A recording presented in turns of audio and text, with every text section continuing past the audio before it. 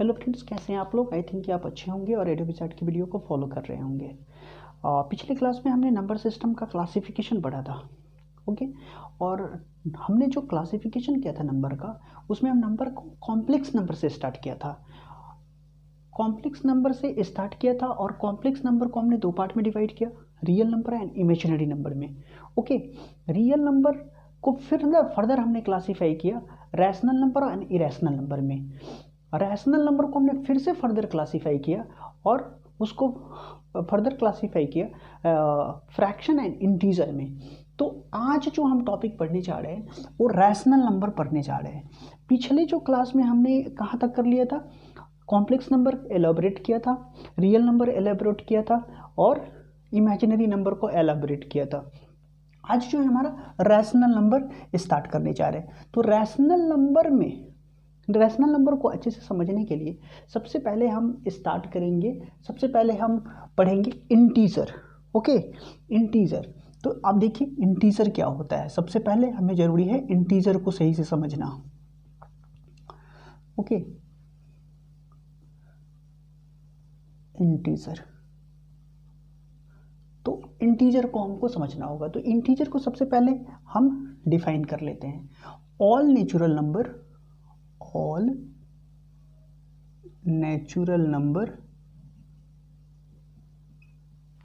Negative of natural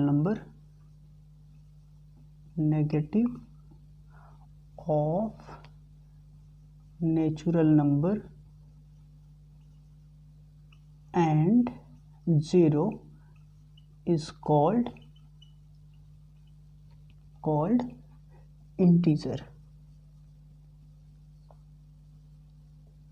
ठीक है, मैंने क्या बताया कि all natural number, negative of natural number and zero. इस डिफिनीशन में तीन पार्ट है, एक ऑल नेचुरल नंबर, दूसरा इसी नेचुरल नंबर का नेगेटिव पार्ट और जीरो। उस तीनों को मिलाकर हम कहते हैं क्या, इंटीजर। आते हैं इसको समझेंगे कि कैसे हम डिफाइन किए हैं। इसको हम डिनोट जो करते हैं इंटीजर को, it is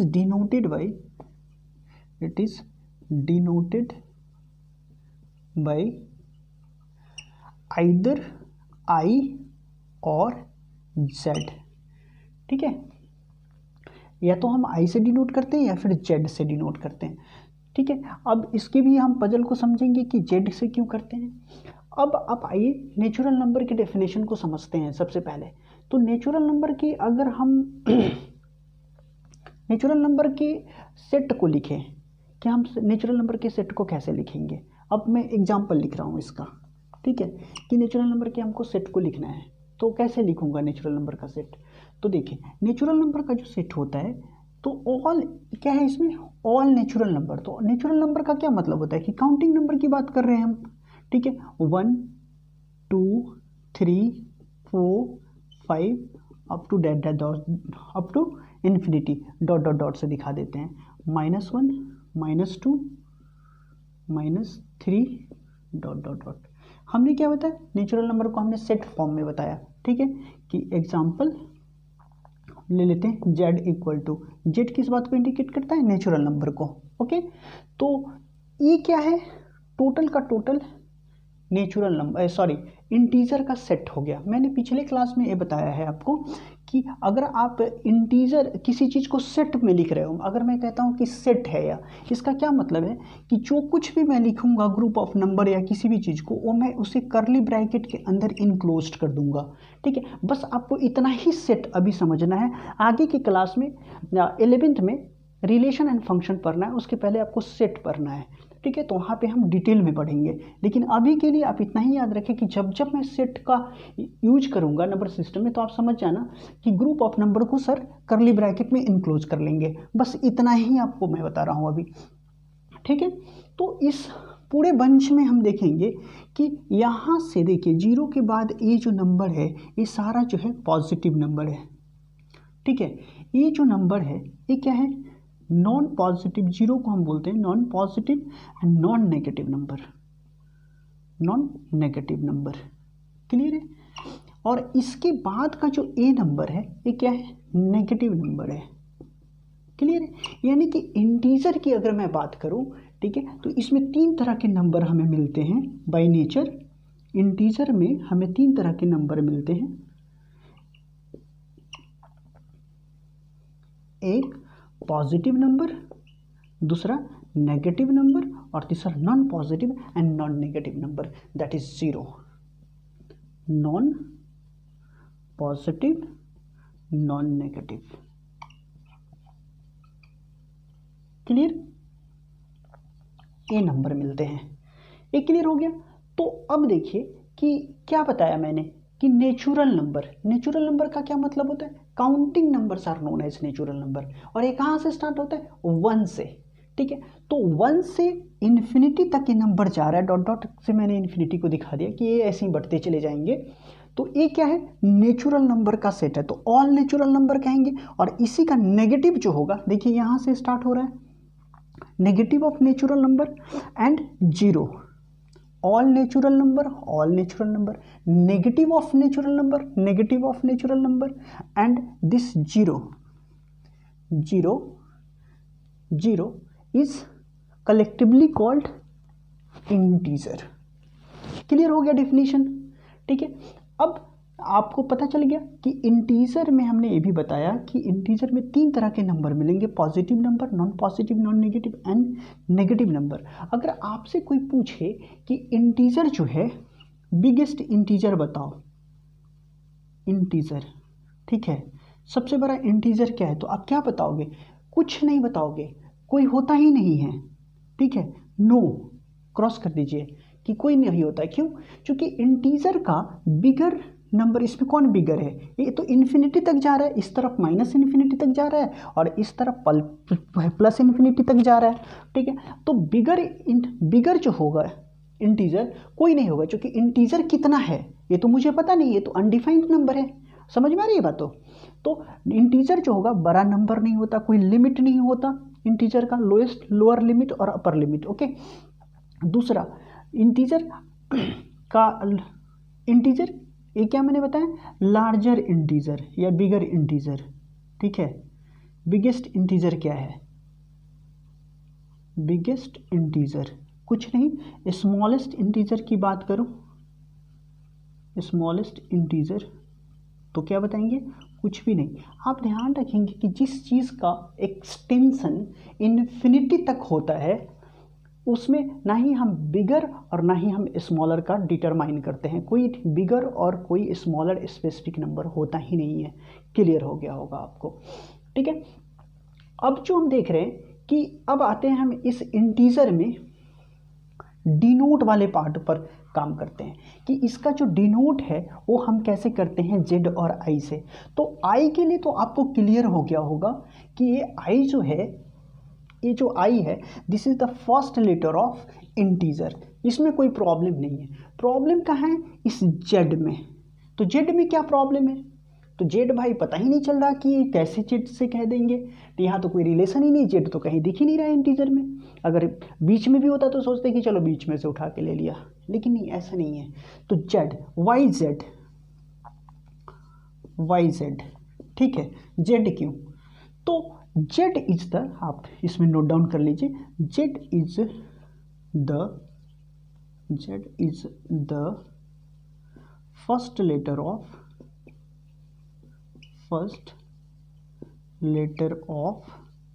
German word जहलेन,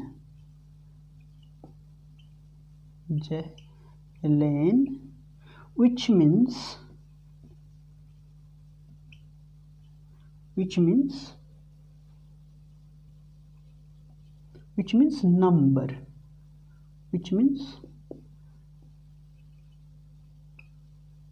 number, clear हो गया कि Z is the first letter of German word जहलेन।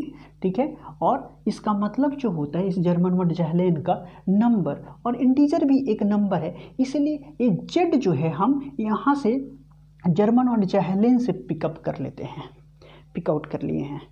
ठीक है, तो यही है जेड का हिस्ट्री। दूसरी नंबर बात जो है, आपको समझ में आएगा कि जेड से हम क्यों करते हैं।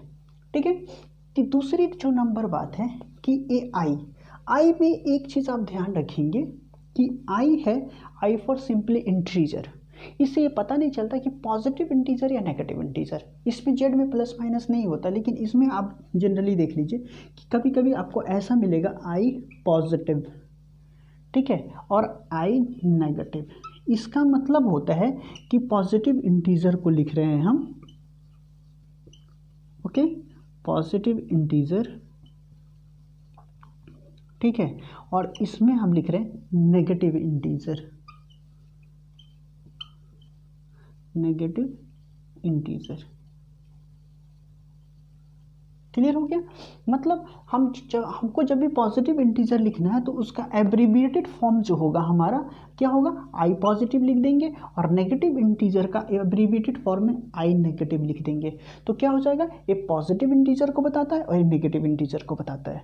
आई थिंक सो कि आपको इंटीजर के बारे में सारा कुछ क्लियर हो गया होगा कि इंटीजर क्या होता है, all natural number, negatives of natural number and zero collectively called as integer. Integer को हम आई और जेड से डिनोट करते हैं। इसमें क्या क्या नंबर होते हैं इंटीजर के, अगर हम सेट को देखें एग्जांपल में तो पॉजिटिव, नेगेटिव एंड जीरो तीनों नंबर होता है। जेड क्यों डिनोट किए जाते हैं, जेड को इंटीजर को हम आई और जेड से डिनोट करते हैं। जेड जो होता है जर्मन वर्ड जेहलेन से लिया गया है, जिसका मतलब होता है नंबर, एंड आई को, आई जो है इसमें क्लियर है कि फर्स्ट लेटर ऑफ इंटीजर है तो कोई प्रॉब्लम नहीं। तो आई पॉजिटिव का मतलब पॉजिटिव इंटीजर और आई नेगेटिव का मतलब नेगेटिव इंटीजर। यहाँ तक क्लियर है? अब मैं आता हूँ रैशनल नंबर पे, ठीक है, कि रैशनल नंबर को हम कैसे डिफाइन करेंगे और रैशनल नंबर होता क्या है। ठीक है, रैशनल नंबर होता क्या है, तो आइए rational number,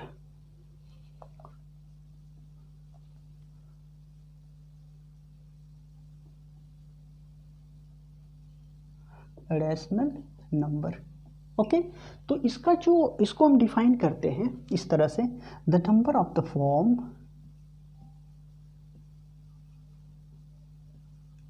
number of the form P by Q where P and Q are integer, P and Q are integer. The number of the form P and the number of the form P by Q where P and Q are integer and Q not equal to 0 and Q not equal to 0 is called rational number. I think ये आपको समझ में आ रहा है, rational number, ठीक है, कि ये कैसा होता है। तो इस पहले डेफिनेशन को थोड़ा सा स्प्लिट कर लेते हैं कि इसमें कितने बातें दी गई हैं। तो एक ये नंबर का जो फॉर्म होगा वो क्या होगा, P by Q, और इस P and Q के बारे में बताया जाता है फिर से इस डेफिनेशन में अगेन कि ये P and Q जो है का क्या है, इंटीजर है, ठीक है, और Q क्या है, नॉट इक्वल टू 0। ये इसका मतलब हम समझते हैं। तो सबसे पहले इसका एक और पार्ट लिख लीजिए कि it is denoted by, it is denoted by Q, ठीक है, इसे Q से डिनोट किया जाता है। देखिए यहाँ R है लेकिन यहाँ पे Q है, इसका भी कुछ लॉजिक है, आते हैं हम वहाँ पे। अब हम एग्जाम्पल से समझते हैं, पहले इस डिफिनीशन को समझते हैं कि फर्स्ट ऑफ ऑल, ठीक है, कि नंबर का फॉर्म क्या होगा, फॉर्म ऑफ नंबर, फॉर्म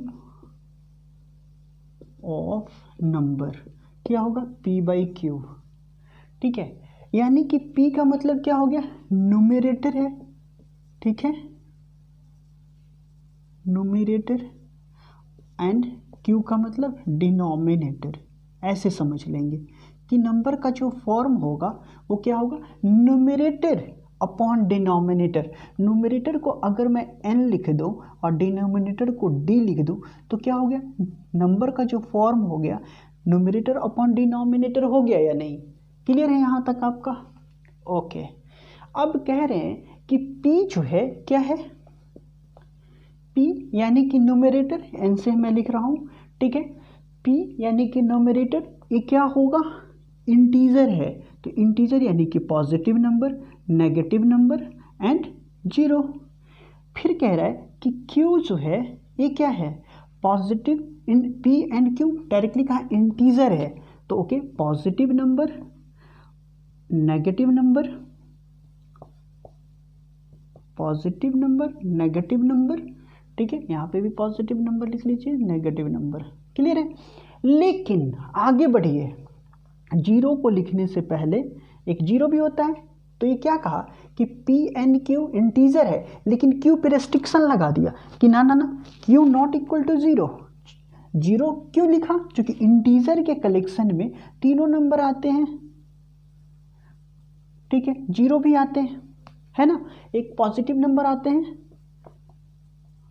दूसरा नेगेटिव नंबर भी आते हैं, लेकिन जीरो भी आते हैं। इसलिए क्यू के लिए जीरो अलाउड नहीं है। पॉजिटिव नेगेटिव हो सकता है लेकिन जीरो नहीं होगा। अब समझ में आ गया। और क्यू का क्या मतलब है, डिनोमिनेटर। यहाँ तक क्लियर हो गई होगी कि क्यू जो है नॉट इक्वल टू जीरो, ये है इक्वल टू जीरो नहीं होगा।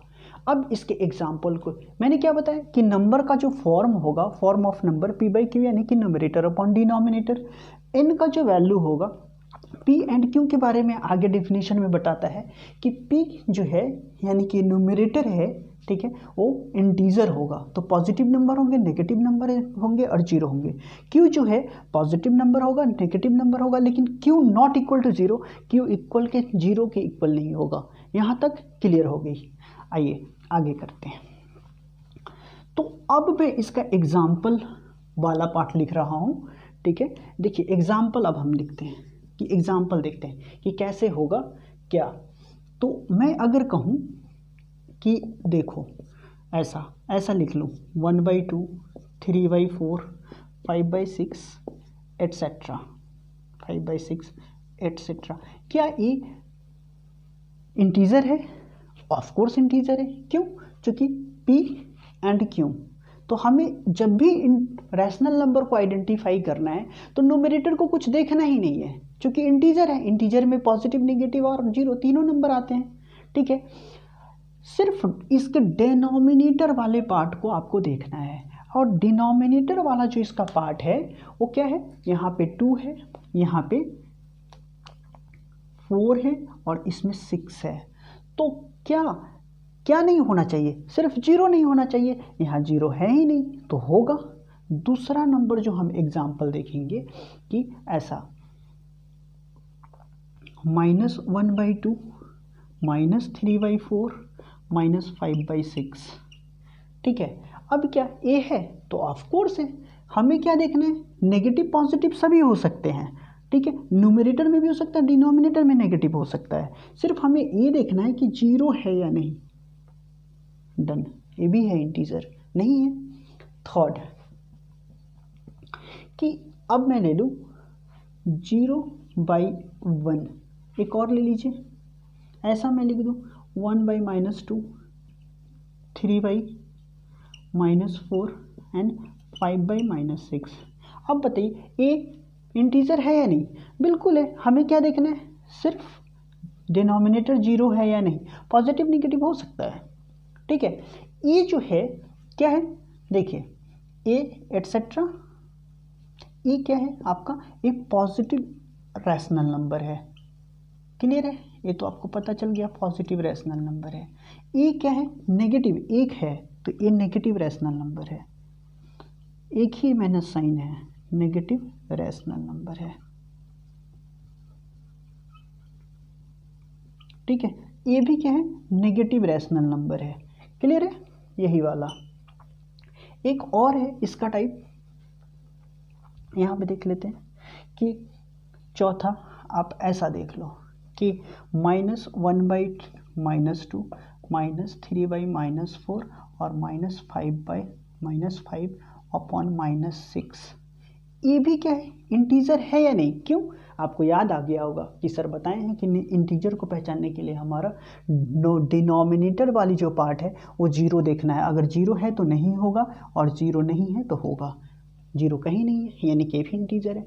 अब आपको जो काम की बातें मुझे बतानी है वो क्या है कि ये पॉजिटिव इंटीजर है या नेगेटिव इंटीजर है।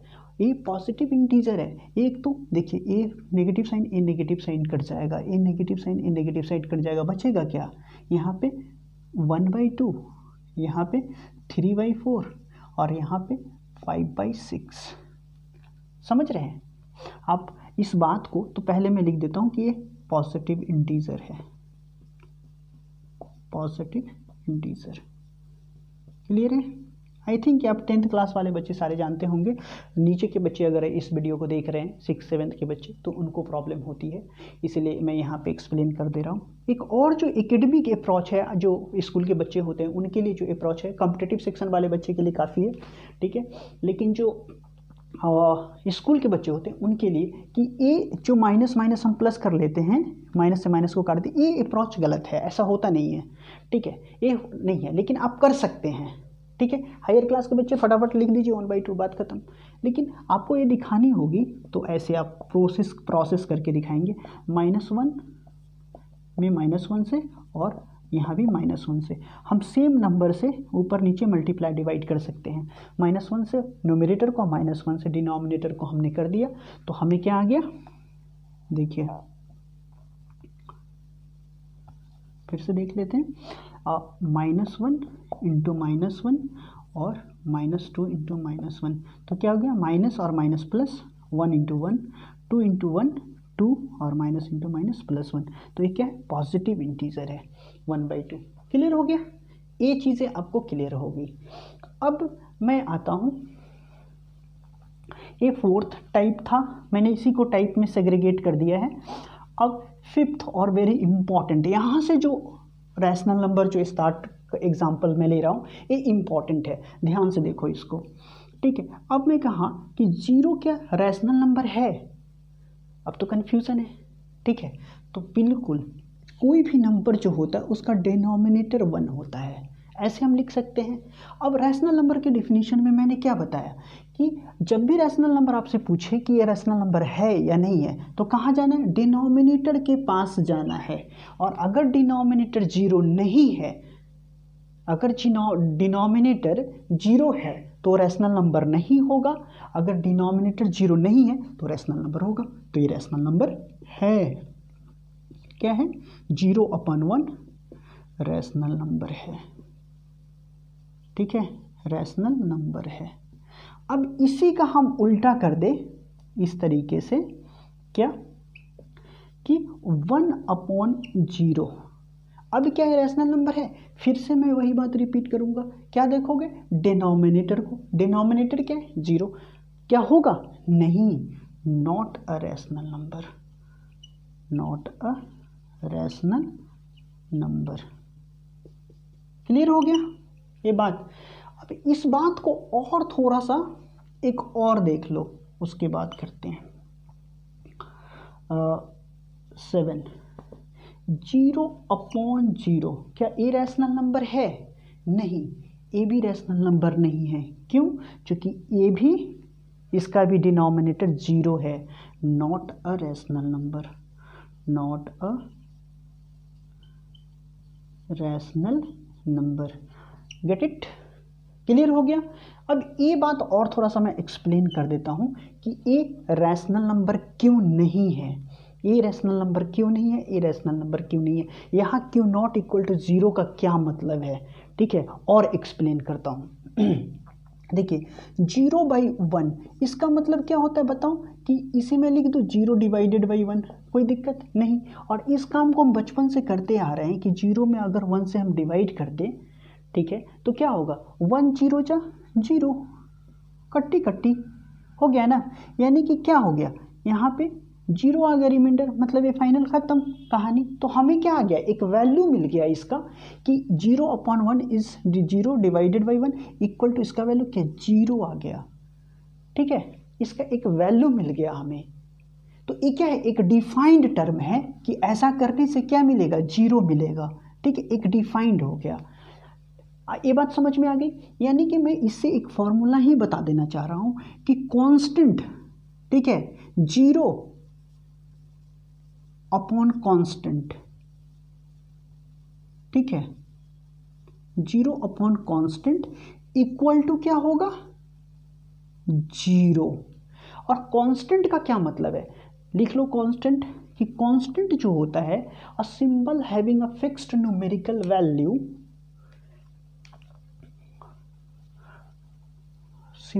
एक कांस्टेंट टर्म आ गया, तो इसको भी मैथमेटिक्स में मीनिंग है कि कांस्टेंट क्या होते हैं, आपने पढ़ा भी होगा आई थिंक 9th 10th में कि कांस्टेंट एंड वेरिएबल क्या होता है। The symbol a symbol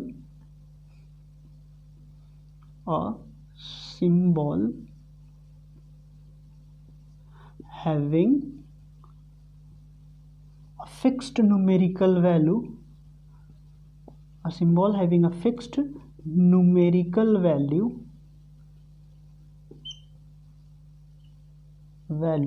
is known as constant।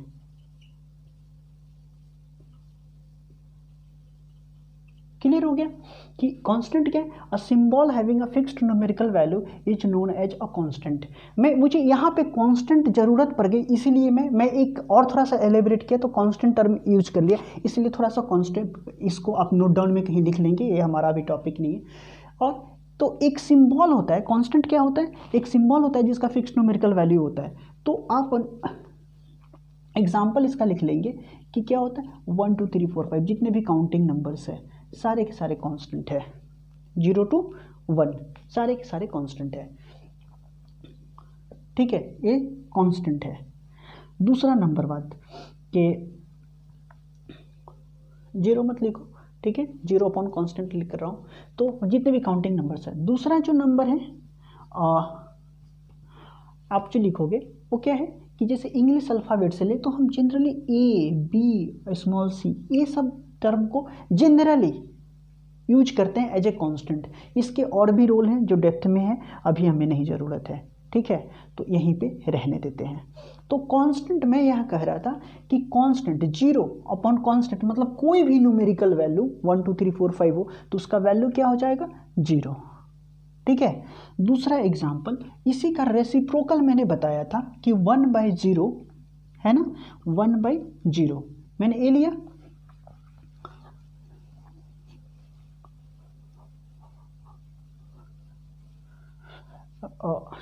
ए क्या लिख दिया था मैंने, डिनोटेड बाई क्यू, नहीं तो लो डिनोटेड बाई क्यू। अब यहाँ पे देखो एक तो हो गया 0/1, दूसरा एग्जाम्पल जो मैंने लिया था वह था 1/0, एम आई राइट, हाँ। तो अब देखो यहाँ पे क्या होता है 1/0 में कि इसका क्या मतलब है, 1 इज डिवाइडेड बाई 0। अब इस काम को करो, ठीक है, मैंने कहा कि ये रैशनल नंबर नहीं है, वो तो रैशनल नंबर बताया, ये रैशनल नंबर मैंने नहीं बताया, क्यों नहीं, कि इसका डिनोमिनेटर क्या है, 0 है। तो अब आओ यहाँ पे कि इसको हम डिवाइड करते हैं, तो डिवाइड करेंगे तो 1 को हम क्या चीज़ से करेंगे, 0।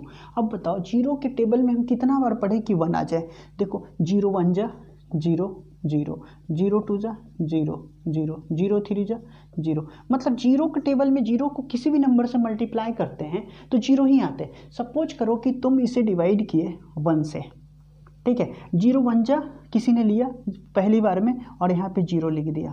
अब दूसरा लड़का डिवाइड करेगा 1 0 8 2 लिख देगा, फिर भी इसका 0 आएगा। तीसरा लड़का करेगा, ठीक है, 1 से 3 फिर भी इसका 0।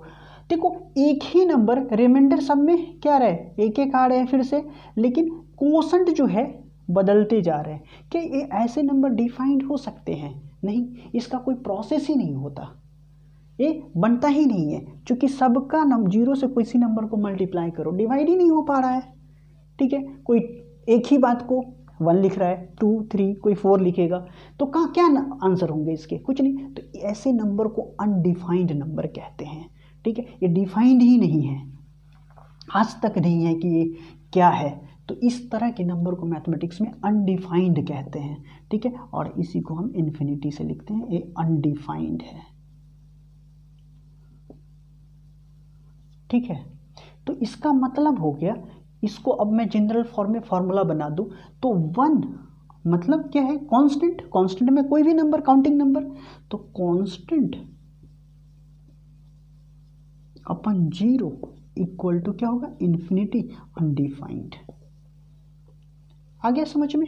एक और मैंने नंबर लास्ट में लिखा था जिसको बोला था कि सही से देखो, 0/0, ये भी क्या है, इसका डिनोमिनेटर ये भी अनडिफाइंड नंबर है, ठीक है, क्या है, अनडिफाइंड। आगे की क्लास में ये सारे नंबर को हम बहुत अच्छे से पढ़ेंगे 11-12 में, ठीक है, ये बहुत इंपॉर्टेंट है, लिमिट हो, फंक्शन हो, बहुत सारे चीज़ों में हम इसका ज़रूरी आता है, इसके बिना काम ही नहीं चलेगा, तो वहाँ पे पढ़ेंगे। यहाँ तक के लिए बहुत मोर एलेबरेशन हो गया, ओके। तो यहीं पे हम इसको एग्जाम्पल का काम खत्म हो गया। रैशनल नंबर आई थिंक आप समझ गए होंगे। तो रैशनल नंबर में मैंने बताया कि रैशनल नंबर कितने तरह के हो सकते हैं। तो रैशनल नंबर में मैंने बताया कि 0 भी क्या है, एक पॉजिटिव वाला, 1/2, 1/3, 1/4, ठीक है, क्योंकि क्या होता है, P&Q इंटीजर होते हैं, तो ये पॉजिटिव वाला है, positive rational number.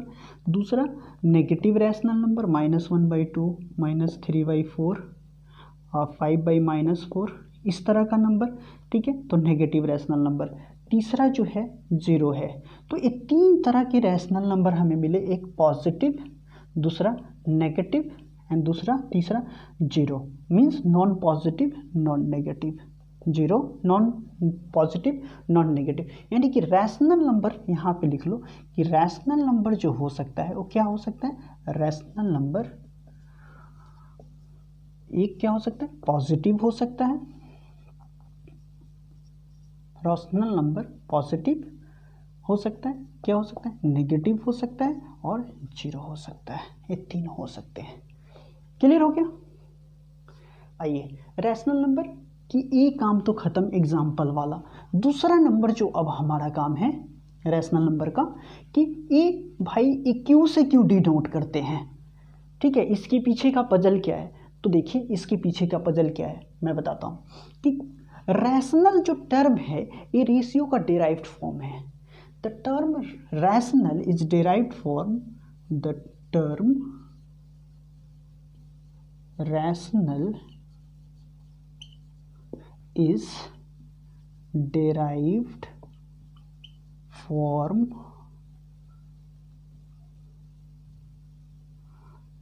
of ratio, derived from, the term rational is derived from ratio, derived from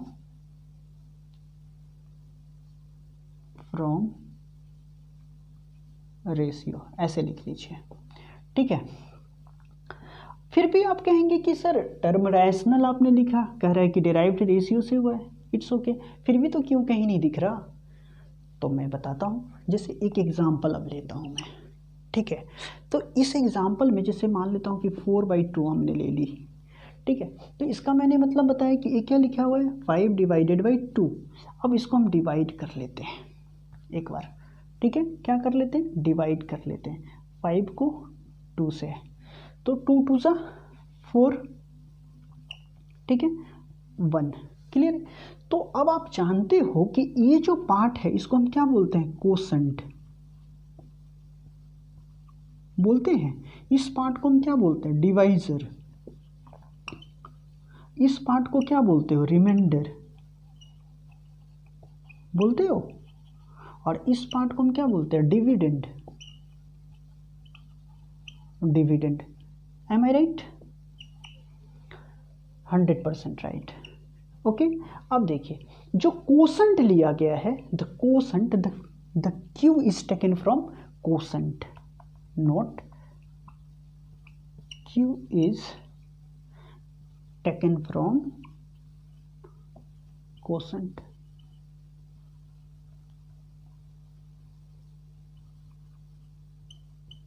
Q is taken from quotient, clear हो गया। ये जो हमारा क्यू है यही क्यू लिया गया है।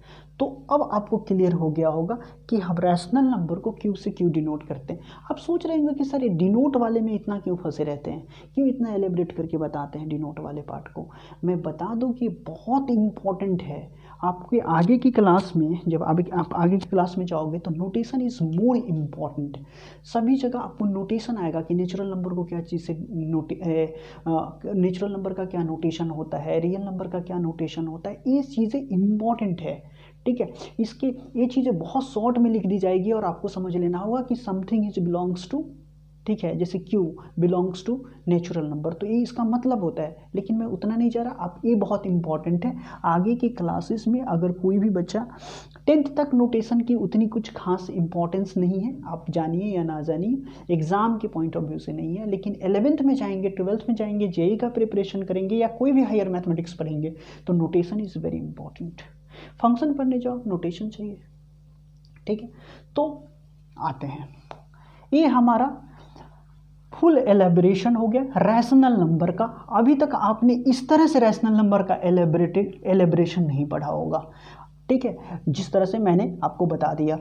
ठीक है, तो अब आपको मैं बताता हूँ दूसरी नंबर चीज़ें कि कल जो नेक्स्ट डे पिछले क्लास में जो मैंने रैशनल नंबर का क्लासिफिकेशन किया था वो देखते हैं कि हमने क्या कर लिया, कॉम्प्लेक्स नंबर कर लिया, हमने क्या कर लिया, रियल नंबर कर लिया, हमने इमेजिनरी नंबर कर लिया, हमने रैशनल नंबर कर लिया और हमने